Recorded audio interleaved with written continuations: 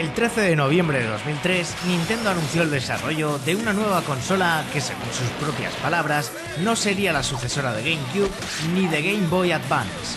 Fue el 20 de enero de 2004 cuando se nos presentó esta novedosa portátil, Nintendo DS, abreviatura de Dual Screen, pantalla dual, o según el presidente de Nintendo, Developer System, la consola de los desarrolladores. Well, the wait is over.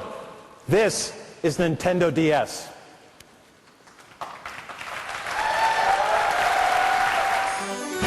Mantenía un diseño parecido al de Game Boy Advance SP. Contaba con dos pantallas retroiluminadas, una de ellas táctil. Tenía un micrófono integrado y dos ranuras. La primera para tarjetas, formato que empleaban los juegos de Nintendo DS, y la segunda para los cartuchos de Game Boy Advance y periféricos. Sus 64 bits permitían hacer juegos en 3 dimensiones similares a los de Nintendo 64.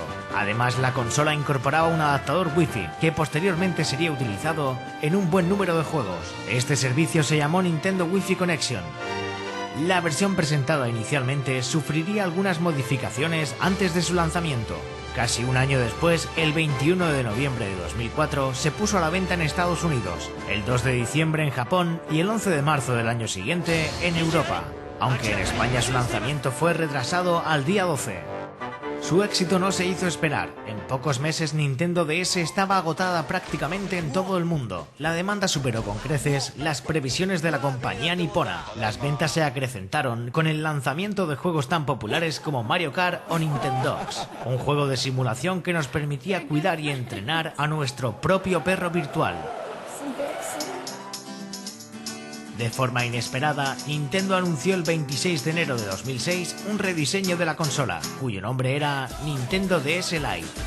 Ahora era un 21% más ligera que la original, tenía un tamaño más reducido, un stylus más grande, 4 niveles de brillo y una batería que duraba entre 5 y 19 horas, según la intensidad de la iluminación. Por el contrario, al ser más compacta, la calidad de sonido se volvió reducida y los botones eran de menor tamaño.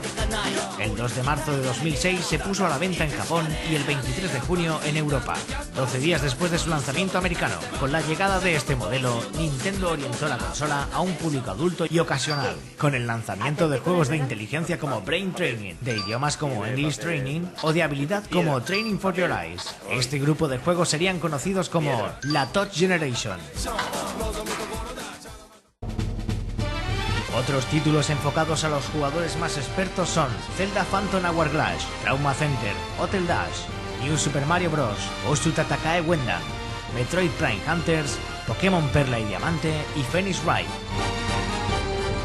Entre sus periféricos encontramos el Nintendo DS Browser, un navegador web desarrollado por Opera que nos permite conectarnos a Internet a través de la conexión Wi-Fi y desplazarnos utilizando la pantalla táctil.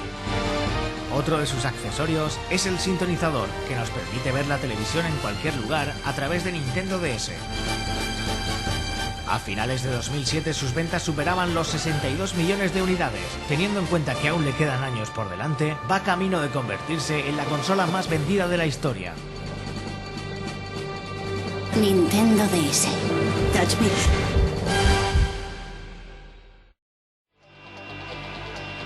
Con el éxito que tenían las consolas domésticas de Sony, era inevitable que tarde o temprano apareciese una versión portátil.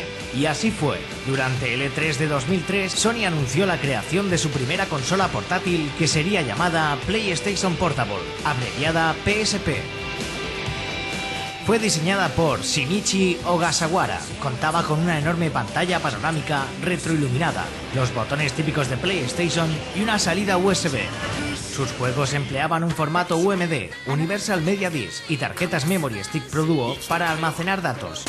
Su potencia gráfica se asemejaba a la de PlayStation 2, factor que emplearía para hacer multitud de conversiones. Se puso a la venta por primera vez el 12 de diciembre de 2004 en Japón. A lo largo del año siguiente llegaría a los territorios europeo y americano. Esta consola estaba enfocada a las funciones multimedia. Además de juegos, permitía reproducir películas, vídeos, fotos y música. Tenía un navegador web integrado que aprovechaba el adaptador Wi-Fi de la consola, también utilizado para jugar en línea. Incluso podíamos descargarnos archivos y demos a través de Internet. Con el tiempo, se le han añadido nuevas funciones mediante actualizaciones del sistema. Durante el E3 de 2007, Sony anunció para septiembre el lanzamiento de un nuevo modelo de la consola llamado PSP Slim y Lite.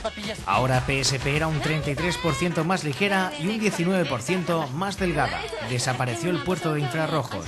Los altavoces se reposicionaron en la parte superior de la consola, al igual que el interruptor Wi-Fi. También se recolocaron la batería y la memory stick y se rediseñaron la bandeja de carga de los UMDs y el stick analógico. Como novedad, el modelo Slim tenía una salida de vídeo que permitía visionar el contenido de la consola en un televisor. Aunque de por sí incluía muchas funciones, Sony las ha incrementado con el lanzamiento de periféricos como el GPS, la cámara, empleada en escasos juegos, y el sintonizador de televisión. Algunos de sus mejores títulos son Loco Roco, Silent Hill Origins, Metal Gear Solid Portable Ops, Patapon, God of War Chains of Olympus, Ratchet & Clank, El tamaño importa y Final Fantasy VII Crisis Core. Aunque PSP tiene numerosas prestaciones, su éxito no se puede equiparar al de Nintendo DS. Ha vendido 25 millones hasta finales de 2007. En cualquier caso, son ventas prometedoras que nos garantizan la creación de nuevas portátiles de Sony en el futuro. PlayStation Portable